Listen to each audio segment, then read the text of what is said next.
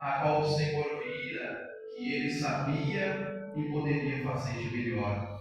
Mas nós olhamos o terceiro evangelho sinóticos, o evangelho de Lucas, e nós começamos a observar que Lucas, ele não fazia parte dos 12 discípulos. Mas Lucas é um homem, além de ele não estar na escola apostólica de Jesus, ele, um homem sábio, inteligente, formado em medicina, ele, com sua sabedoria, com suas faculdades mentais, ele começou a observar ao seu redor, ouvia falar de um homem por nome de Jesus, a qual alguns chamavam e denominavam como o Messias aguardado, aquele que restauraria, aquele que retiraria Israel na mão de seus inimigos. Na cabeça do povo, o rei de Israel, o Messias, chegaria num cavalo branco com uma coroa na sua cabeça, chegaria com seus súditos e um tapete vermelho no chão, mas mal imaginavam que no Jordão já havia um homem, por nome de João o Batista, que estava gritando em alta voz e pregando: arrependei-vos, porque é chegado o reino de Deus. João Batista estava dizendo: aquele que há de vir virá e não tardará, e estou preparando o caminho para que quando ele chegais, endireitais a vereda de justiça de todo o povo de Israel. A Bíblia diz então que o tempo vai passando, Jesus agora no seu ministério, ainda falando do nosso irmão Lucas, ele mesmo não estando ali na escola apostólica, Lucas, um homem sábio, então inspirado pelo Espírito Santo de Deus.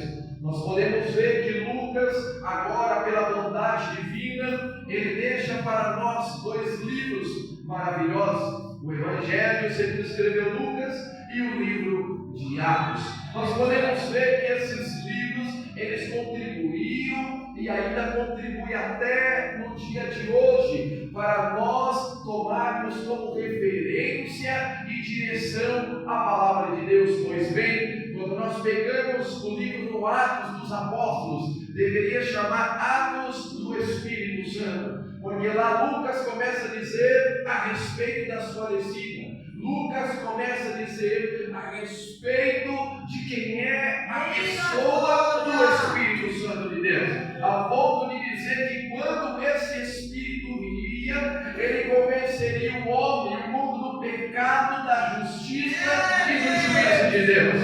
E quando o Espírito de Deus chegaria, a igreja, agora preparada pela escola apostólica, a igreja sabia como trabalhar, a igreja foi preparada ali nas Escrituras com o Mestre Jesus Cristo, mas Lucas estava dizendo, quando acontecer a promessa que Joel falou, que quando esse Espírito viria, tomaria os novos e idosos, alguns teriam visões e outros sonhos, ao ponto de Atos capítulo de número 2, Lucas é enfático em dizer que certo dia estavam todos reunidos, orando, buscando e dizendo: vem Espírito Santo, nós esperamos a promessa de Jesus. E Lucas começa a dizer: de repente veio como um vento veemente impetuoso e encheu toda a casa, mas não foi só toda a casa, encheu todos que estavam ali, e todos começaram a falar em línguas, quando o Espírito quis que falasse. A partir daquele momento, a igreja, segundo Lucas,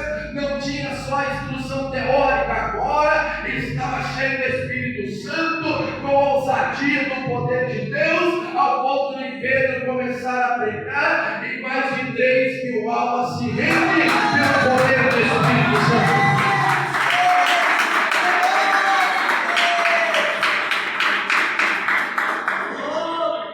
Quando nós olhamos para Lucas, é um médico, é um homem com falas diferenciadas, fala com pessoas de alto nível. E quando nós olhamos para Lucas, ele começa a descrever alguns relatos verídicos,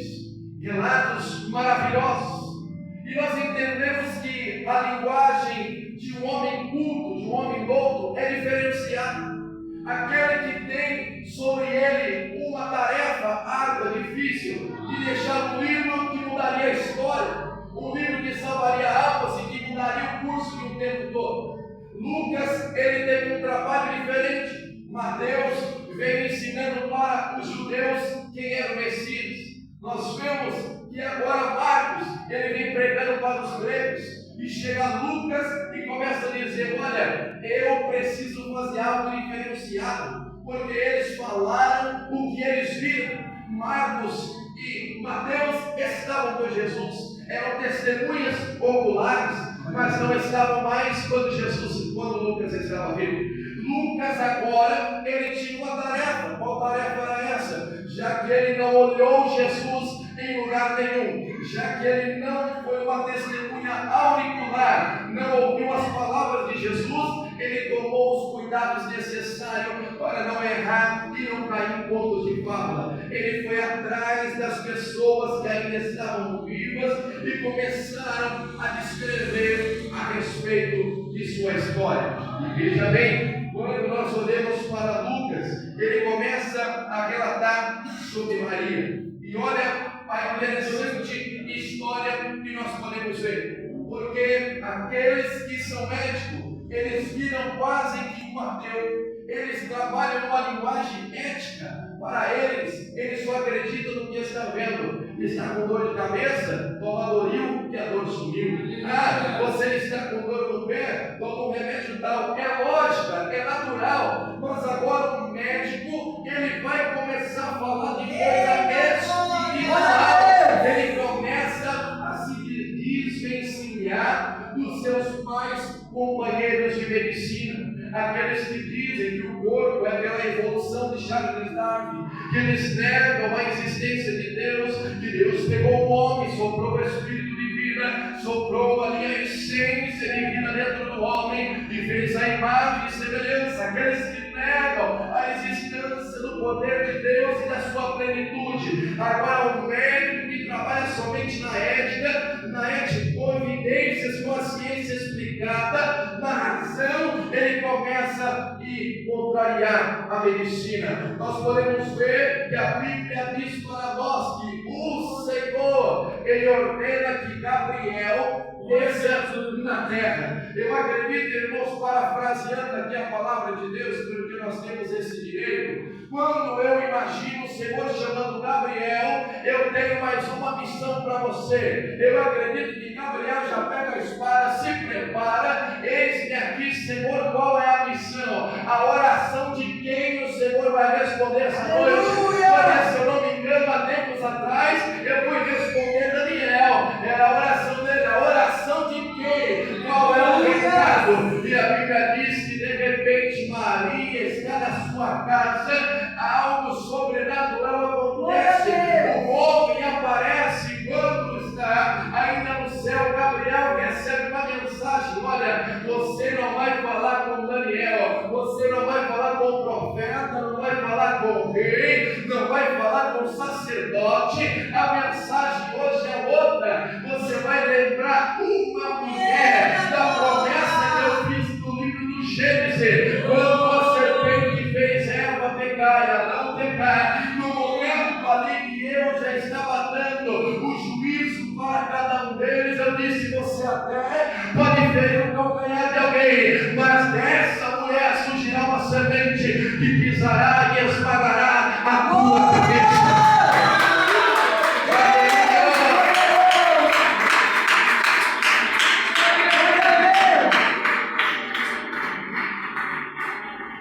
Maria, da linhagem de Davi. E o anjo Gabriel recebe a localização. É na Galileia, é na cidade de Nazaré. Nazaré era um lugar afastado de tudo. Nazaré era um lugar aonde os reis queriam extorquir, ou mesmo até pegar os minerais ali, usar o que o local tinha de oferecer, mas era distante, era uma terra árida, eram pessoas que moravam lá, eram pessoas como se morassem nas comunidades. Para as pessoas de centro parece que não tem mais valor, ao ponto da Bíblia dizer que lá na frente as pessoas perguntam: quem é esse Jesus? Ele diz: é Jesus Cristo de Nazaré. E alguém pergunta: mas pode vir alguma coisa boa de Nazaré? O anjo Gabriel desce em Nazaré. Maria olha para aquele homem, não conhece aquele homem, não conhece o Maria se assusta ainda mais. Porque quando ele se apresenta, ele fala: salve, mulher agraciada. Glória a Deus. Maria se espanta, porque como é que em judeu se cumprimenta Shalom? Aleluia. Shalom Adonai. Shalom Tsecavé. E o cumprimento naquele dia foi diferente. E ela começa a observar que aquele homem não era de lá. Aleluia. Ele não é judeu porque não me cumprimentou com Shalom. Glória a Ele Deus. não é judeu porque a vestimenta dele é diferente. E agora, imagina comigo uma moça de 14 a faixa de 17 anos. Um homem dentro da sua casa entregando uma mensagem dizendo: olha, salve agraciada, o Senhor, Ele contempla você, e do seu ventre surgirá e o nome dele será Jesus Cristo. E ela começa a olhar para aquele homem, o anjo do Senhor, e diz: mas como pode? Eu sou uma moça nova, desposada com José, eu já sou comprometida com ele, nunca conheci varão. Agora vem comigo um médico, que ele sabe que para uma criança nascer, um homem e uma mulher tem que coabitar para que possa ali acontecer a bênção da gestação. Ele já está dizendo com outras palavras, porque agora é espírito, não é mais carne. Ele está dizendo: o anjo agora falou para ela: não se preocupe, Maria, porque o Espírito de Deus repousará sobre você e a obra será completa na sua vida.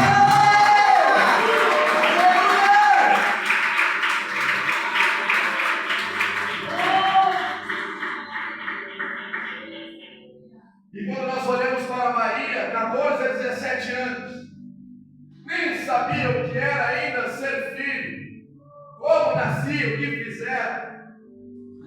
E quando o anjo do Senhor fala: não se preocupe, não vai acontecer nada, o Espírito de Deus descerá, ela nem sabia quem era o Espírito de Deus. Ela só sabia que no seu sangue corria sangue de profeta. Ela só sabia que no seu sangue corria o sangue, o DNA de uma nação, que quando Moisés bate na água, o mar se abre e o povo passou no meio.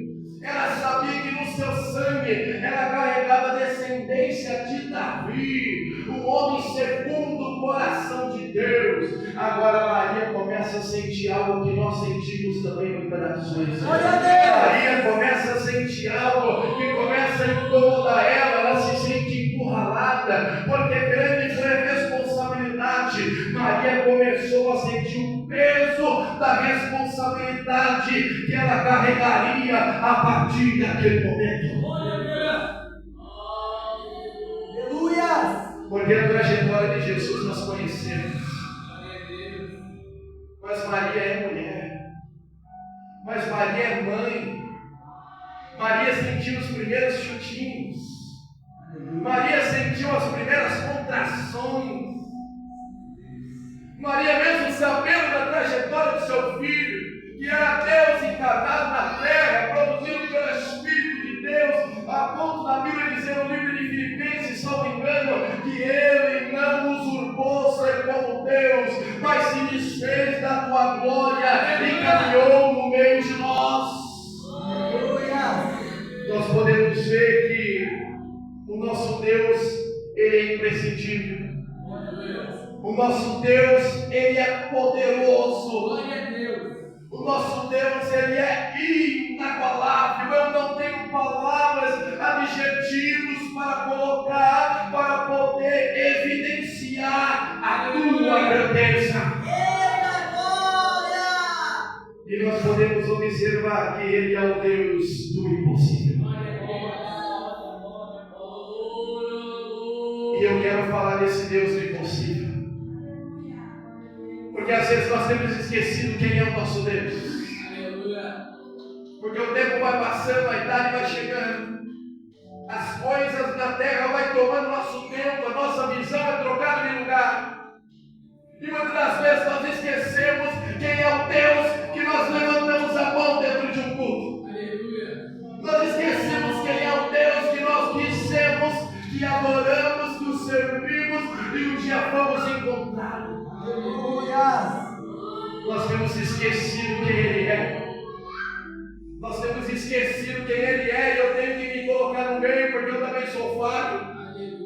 Mas a Bíblia nos mostra quem Ele é, e pasmem, senhores e senhoras, nós só sabemos quem Ele é, nós conhecemos algo, porque Ele quis se revelar a nós. Abraão estava tranquilo com a sua parentela. Abraão, numa família, a qual trabalhava fazendo deuses feito pela mão de homem. De repente, na terra de Ur dos Caldeus, Abraão ouve uma voz: Abraão, Abraão, Abraão, sai da tua terra, sai da tua parentela e vai para uma terra que eu te darei. Ele se revela para Abraão. E Abraão, a Bíblia diz que ele pega tudo que tem e sai. Deus se revela para Abraão. E quem sabe Abraão chega e fala: Sarai, eu ouvi a voz de Deus falando comigo, e eu quero te dizer uma coisa, pelo que eu pude entender, Sarai, esse Deus não é igual àquele que o meu pai faz. Se para eu entregar para alguém, eu engrudo ele, coloco debaixo do braço e carrego. Ele fez uma promessa para mim, eu não estou nem aí para as terras do meu pai. Ele disse que me dará tanta herança que todos aqueles que sairão de nós serão como as estrelas do céu. Aleluia!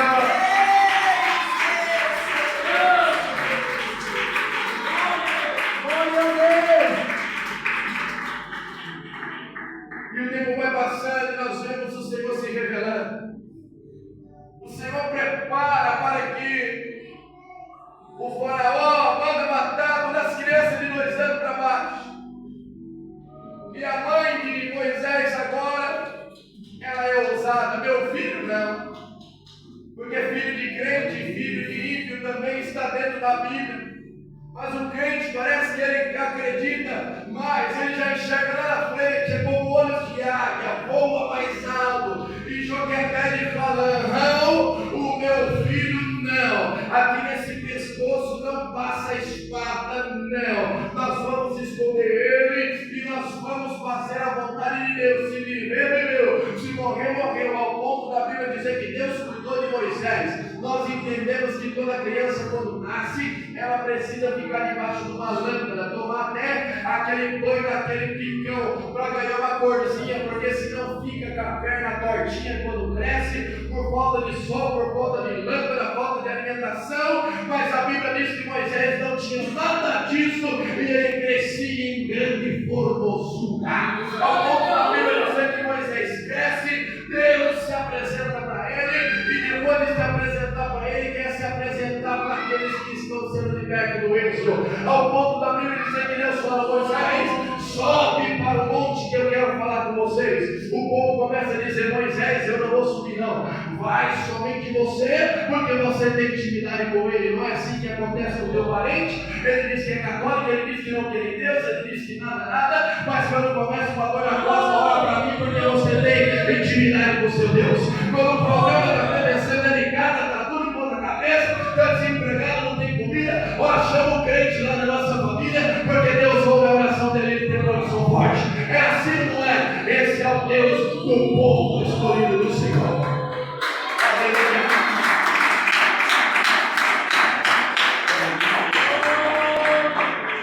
Moisés sobe em cima do monte e Deus começa a pegar uma pedra e começa a ditar com um sandeiro de fogo e começa a escrever a Moisés: não terão outros deuses além de mim.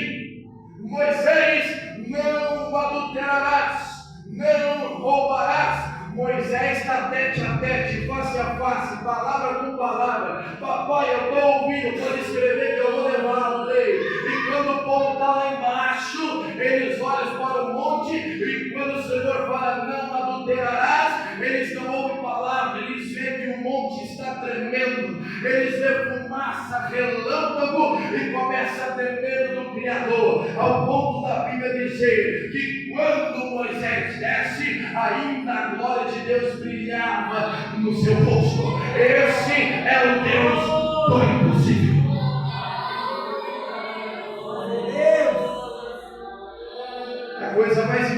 importante para um cristão é saber quem ele é. Como está a sua fé? Aleluia. Como está a sua fé, minha irmã? Quando nós sentimos que o tempo deu uma mudada, a gente já pega logo o aplicativo do clima-tempo. Como é que está o clima? Será que a temperatura subiu? Será que a temperatura desceu? Como é que está? Porque eu preciso me preparar. Se tiver frio, eu preciso me revestir. Se tiver quente, eu estou tranquilo. Como é que você está aqui nessa noite? Como que está o termômetro da sua fé? Porque eu quero te lembrar que o Deus Todo-Poderoso, Ele disse: eu não aceito nem morno nem frio, tem que ser quente. Se você está frio nessa noite, tem que esquentar. Se você está morno nessa noite, tem que esquentar. E o termômetro é como está a sua fé. Glória a Deus. Precisa orar mais? Então ore. Precisa obedecer mais? Então obedeça mais. Precisa estar em submissão, sabe, pastor? Eu estava orando ali, eu falei assim: Senhor, o que essa igreja necessita? E o Senhor falava comigo de respeitar, submissão. Como é que está a submissão dos obreiros com o pastor? Como é que está a submissão? Ele é o anjo da igreja. Prega, não prego não. Abre o culto, não abre não. Pega a palavra e prega. Esse pastor, ele não sabe o que está dizendo, ele é o anjo da igreja. Quem aqui nunca leu as 7 cartas do Apocalipse? Quem nunca leu? A igreja tinha problema? No Apocalipse tinha. Mas Jesus dizia ao anjo da igreja que está em Filadélfia, ao anjo da igreja que está em Sardes, ao anjo da igreja que está em Pérgamo, ao anjo, submissão, autoridade eclesiástica espiritual. E nós precisamos saber quem é esse Deus. Ele é o Deus que concede. Isaías capítulo 9 e verso 6 vai falar a respeito do profeta messiânico. Isaías, usado por Deus, ele começava a alertar a nação. E ele começava a dizer: vocês querem saber quem ele é? Ele virá, ele chegará até aqui, libertará o cativo do cativeiro, ele tirará o oprimido da opressão. E em nome dele, ele começou a dizer: porque um menino nos nasceu, um filho nos deu, e o principado está sobre os seus ombros, e o seu nome será maravilhoso, Conselheiro, Deus forte, Pai da eternidade e Príncipe da paz. Esse é o nome dele.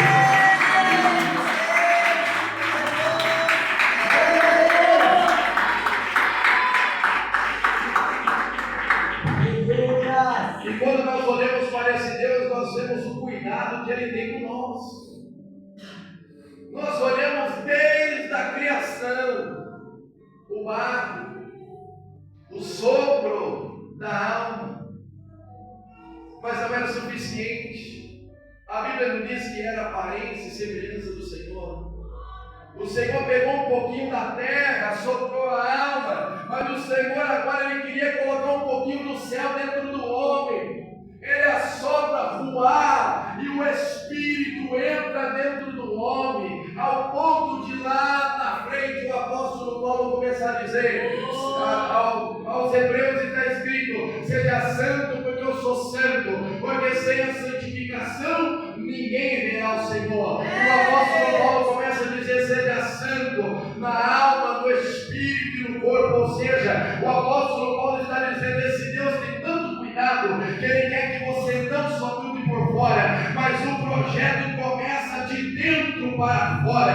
Primeiro você santifica a tua alma. O que é a nossa alma? É aquilo que o psicólogo chama de psique, psicologia, alma, nossas razões, nossos pensamentos, pensamento, aonde nós se alegramos, aonde nós entristecemos, aonde nós fazemos plano, ao ponto de dizer: santifique a tua alma, ou seja, santifique os teus pensamentos para Deus. E depois começa a dizer, depois da alma, santifique o teu espírito. Por quê? Porque o espírito é onde Deus fala, e nós entendemos que se é onde Deus fala, nós santificamos a alma, o Espírito Santo fala, nos direciona. Agora o que está pelo lado de dentro começa a refletir pelo lado de fora. Glória a Deus! E nós começamos a entender a palavra de Deus, e que o Senhor, Ele é tão glorioso, tão maravilhoso, que entendemos que temos alma, espírito e corpo. Deus, Ele distribui algo conosco. É o que a teologia chama de atributos comunicáveis de Deus. É aquilo que Deus colocou em nós. É aquilo que Ele quis dividir com você. É aquilo que Ele quis dividir comigo. E eu trouxe alguns exemplos. Aqui nós temos os atributos comunicáveis de Deus, que é o amor, a bondade, a justiça, a misericórdia e a santidade. Mas o nosso Deus, Ele também tem atributos incomunicáveis. O que é comunicáveis? Aquilo que Ele pode repartir, aquilo que Ele pode te encher, aquilo que Ele pode te abençoar com isso. Mas Ele tem atributos incomunicáveis, que são onipotência, onipresença, onisciência e é um ser imutável. E nessa noite, para nós finalizar a mensagem, eu já quero concluir a mensagem dessa noite trazendo os 3 atributos incomunicáveis de Deus, para nós poder, pastor, entender um pouco, a igreja entender quem é o Deus que você serve. O apóstolo Paulo disse que o evangelho que nós pregamos, a palavra de Deus, não são só letras, não são só palavras, mas é o poder de Deus revelado para o homem dele. Quando nós olhamos aqui a onipotência de Deus, Isaías capítulo 40, versículo 12, ela relata sobre a grandeza de Deus. Irmãos, o nosso planeta Terra, ele é rodeado por 5 oceanos diferentes. E nós continuamos a imaginar que agora, se você for para a África do Sul, África Oriental, se nós formos para a China, mudar para a Rússia, Estados Unidos, ou seja, dar uma volta no globo inteiro, nós vamos enxergar o oceano. Se você for a um buraco para baixo da tua casa, você vai encontrar água. Se você abrir a torneira, você vai encontrar água. Então entendemos que o nosso planeta Terra tem trilhões, 4 trilhões, é um 7 trilhão de bilhões de litros de água em todo o planeta. Mas quem é o nosso Deus? Quem é o Deus que eu estou pregando aqui nessa noite? É o Deus que Isaías 40, versículo 12, ele começa a dizer que esse Deus que você serve, que eu estou pregando, que está descrito nessa palavra, ele é tão poderoso, ele é tão grande, que todo esse quantidade de água cabe somente na palma da sua mão.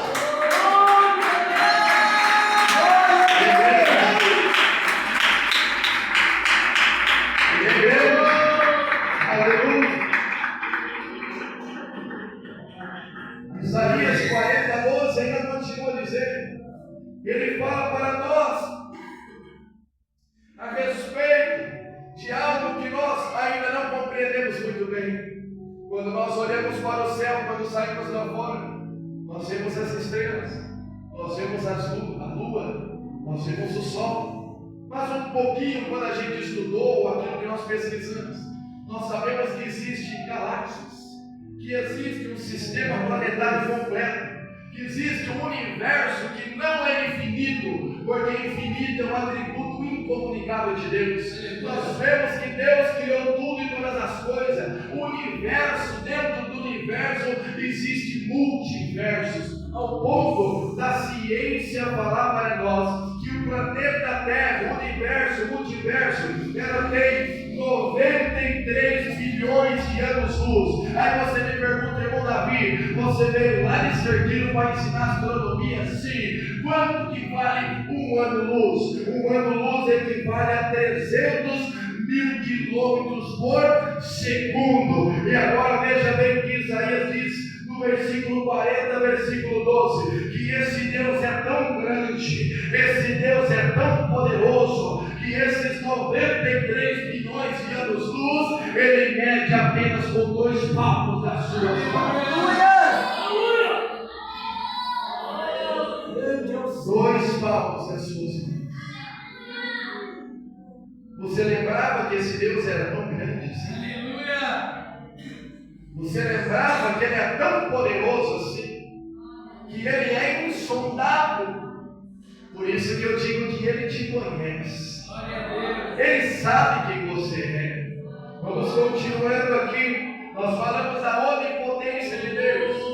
E o que a palavra onipotência significa? Que Ele tem todo o poder nos céus e na terra. Nós vamos falar a respeito do segundo atributo incomunicável de Deus, a onipresença. O que significa onipresença? Ele pode estar aqui, Ele pode estar na China agora, em totalidade, como Deus, olhando, observando toda a terra em todos os momentos. Veja bem, nós podemos entender que às vezes você já está cansado de ouvir o irmão Davi por 40 minutos, mas presta atenção, eu te entendo, você é homem, você é mulher, nós somos carne, nós somos pó, daqui quem sabe 30, 40 anos nós vamos ser só lembrança, é só foto, mas esse Deus, Ele é eterno. Ao ponto de nós entendemos que se nós estamos aqui agora em comunhão, o Brasil e o mundo inteiro, indiferentemente de fuso horário, imagina comigo 8 milhões de pessoas no mundo inteiro dizendo: Deus, salva a minha casa, Deus, salva a minha família. Diferente de você que já está cansado de ouvir, Ele ouve um pouco claramente, Ele conhece cada um e conhece a nossa voz e nos chama pelo nome. Esse é o nosso Deus.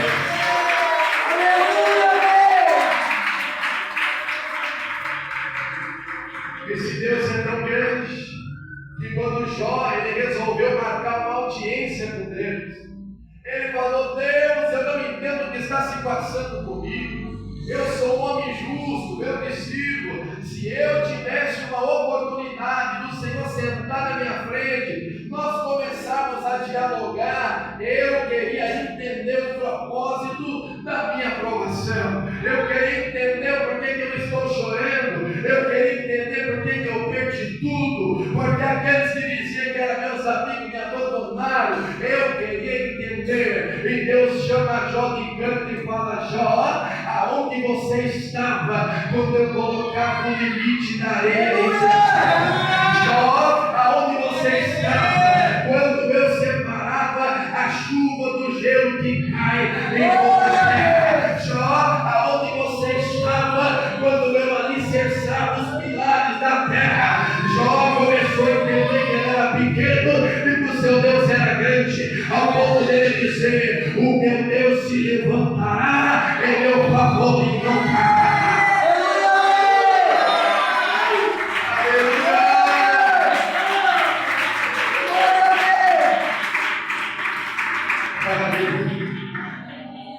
Deus é onipresente. Davi fala da onipresença de Deus no Salmo 139, do versos 8 ao 13. Olha o que Davi diz: para onde fugirei eu da tua face? Ele começa a dizer: se eu subir no céu, aí o Senhor está. Se eu colocar a minha cama no Hades, ou seja, no Sheol, no mundo dos mortos, que é diferente de inferno, guerreiro, ali o Senhor também estará. Ele estava dizendo: se eu me esconder nas trevas, o Senhor lá estará. Se eu me colocar na luz, o Senhor também estará, porque não tem diferença nenhuma. E Davi começa a olhar e dizer: Senhor, eu conheço quem tu és, pois possuíste o meu interior, entristeceste-me no ventre da minha mãe. Quando o homem pensa que está sozinho, Deus está lá com ele. Davi estava dizendo: olha, quando eu ainda estava no ventre da minha mãe, o Senhor já estava me modelando, no cérebro, o Senhor pegava as medulas e colocava dentro do osso, o Senhor pegava o meu cabelo e tingia com a cor ruiva, e o Senhor me transformou desde criança a ponto de dizer que eu sou segundo o vosso coração. Glória a Deus! Nós podemos entender que Deus está em todos os lugares. Mas você pode falar assim, irmão Davi, mas hoje tem tecnologia. Eu posso pegar o meu celular pelo aplicativo e conversar com 8 pessoas de uma vez, mas você não é onisciente.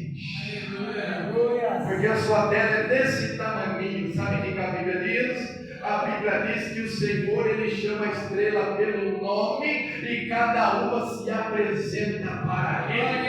É como se Ele dissesse, estrela, se apresente até mim. E todas as estrelas do universo batessem continência e aparecesse na tua frente. Olha o que Apocalipse diz a respeito desse Deus, como Ele é grande. E diz que enquanto o Senhor, Ele mover todas as maneiras que Ele tiver que fazer, quando Ele derramar a sua sete taças na ira de Deus, quando Ele fizer tudo que lhe apraz, a Bíblia diz que o sol não existe mais, a lua não existe mais, o ar que existia já não existe, e eis que foram feitas novas todas as coisas. Eu não vi, mas o sol é quente. Se eu não passar protetor, o sol me queima. Se eu não pôr um chapéu, eu fico vermelho. Mas a Bíblia diz que esse Deus é tão grande que quando Ele aparecer, o sol vai dizer, aqui não tem lugar mais para mim, porque a glória dele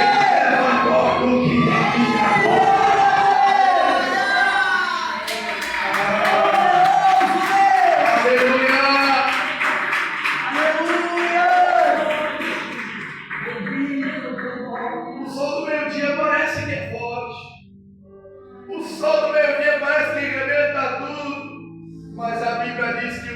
Deus, Ele não divide a sua glória com ninguém. E quando Ele se apresentar em grandeza e poder e grande glória, o sol vai olhar, o meu calor não passa nem perto do calor dele.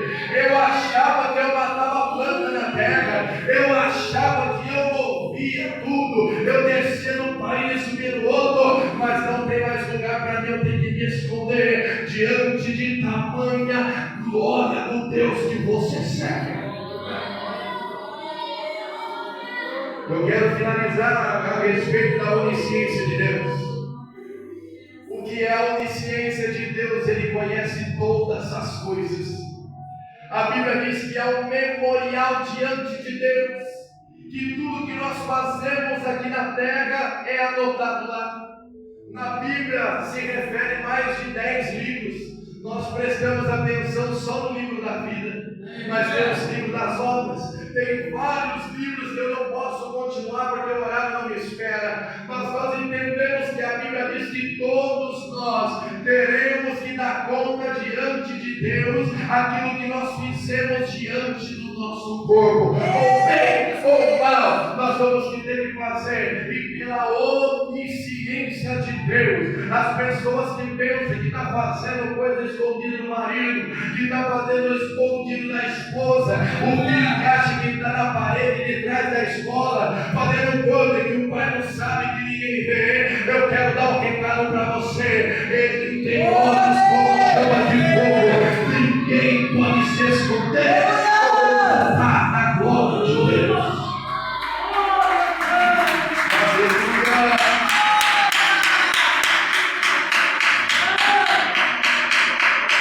Aleluia. Aleluia. A Bíblia diz que Davi ele escreve: Senhor, o Senhor conhece a minha palavra antes que saia da minha boca. Olha a onisciência de Deus. Antes que o teu servo, minha irmã, meu irmão, forme a frase, antes do som sair da sua prega vocal e sair dos seus lábios, o Senhor já ouviu o teu pedido, o teu pensamento, pelo poder da tua onisciência. E a onisciência de Deus é tão tremenda que nós vivemos o presente, nós lembramos do passado e nós almejamos o futuro. Mas o teu Deus é tão grande limite, ele transita no passado, no presente e no futuro. É por isso que ele me trouxe aqui nessa noite para te lembrar que há um Deus do céu, como aquele louvor disse, que nem a letra e nem o papel pode descrever o tamanho da tua grandeza, e que se você, pela tua boca, confessar que ele é o teu Senhor, é esse Deus que vai te guiar até o dia do teu encontro com o Mestre. A Bíblia diz que o Senhor, ele conhece o teu passado, ele conhece o teu passado, ele conhece o meu passado, ele conhece o nosso presente, e às vezes pelo nosso passado nós começamos a dizer, mas eu não mereço. Mas logo para mim as pessoas podem olhar para você e dizer, eu conheço ele de Miriam, eu conheço ela de Biricota, como o povo diz aí para fora, eu não acredito nela, cantava sertanejo no bar, não deu certo, agora está cantando na igreja, tentou fazer as coisas na biqueira, a polícia pegou, não deu certo, agora está escondendo atrás da Bíblia, mas eu tenho uma notícia para o diabo, que não foi isso que aconteceu. A Bíblia diz que num certo dia, Zaqueu subiu para ver quem era Jesus, e quando Jesus fala, Zaqueu, hoje me convém pousar na tua casa, o povo olhou e falou, Zaqueu não é merecedor, e o povo olha para você e fala, eu não acredito nela, eu não acredito nele pelo teu passado. Ele não entende que você não está escondendo atrás da Bíblia, eles não entendem que você não deu certo lá fora, o que eles não entendem é que Jesus entrou na sua casa.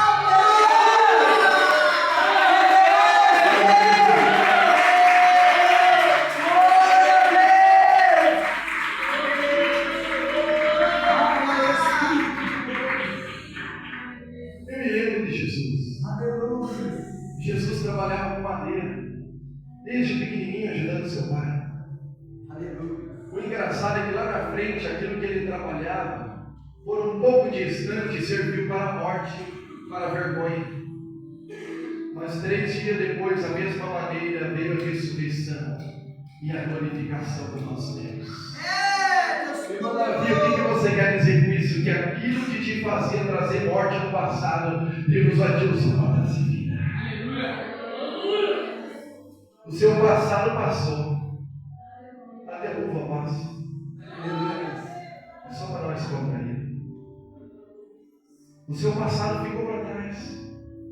O teu parente não precisa acreditar em você. Ninguém precisa acreditar em você. Você comprava, não pagava. Você falava, não cumpria. Você mentia, enganava as pessoas, mas agora Jesus bateu, você não endureceu o coração, o Espírito Santo entrou, ele transformou a tua vida, e agora você anda mesmo bonitinho com a Bíblia do braço e dizendo, terra, eu sou de Deus agora! Bendito é o Senhor! O Senhor conhece o teu passado, ele conhece o teu presente, ele sabe que você está sofrendo. Aleluia! Ele sabe que você não quer errar, mas continua errando. Paulo, ele disse assim, o que eu quero fazer eu não faço, mas aquilo que eu não quero eu já fiz. Ou seja, muitas das vezes nós queremos acertar, mas nós erramos, mas o Senhor está dizendo, não se preocupa, continue andando. O problema não é o pecado, muitas das vezes o problema é não pedir perdão do seu pecado, porque aquele que erra e confessa, alcançará misericórdia. E nós estamos vendo o Senhor dizendo aqui nessa noite, o teu passado eu já te limpei com o meu sangue, porque Apocalipse 22:14 diz, bem-aventurado aqueles que lavam a sua vestidura no sangue do Cordeiro, para que tenha direito de entrar na cidade pelas portas e comer o fruto da árvore da vida. A tua festa eu já lavei, o teu passado eu já joguei no mar de esquecimento. Se afirma hoje que o amanhã Deus proverá.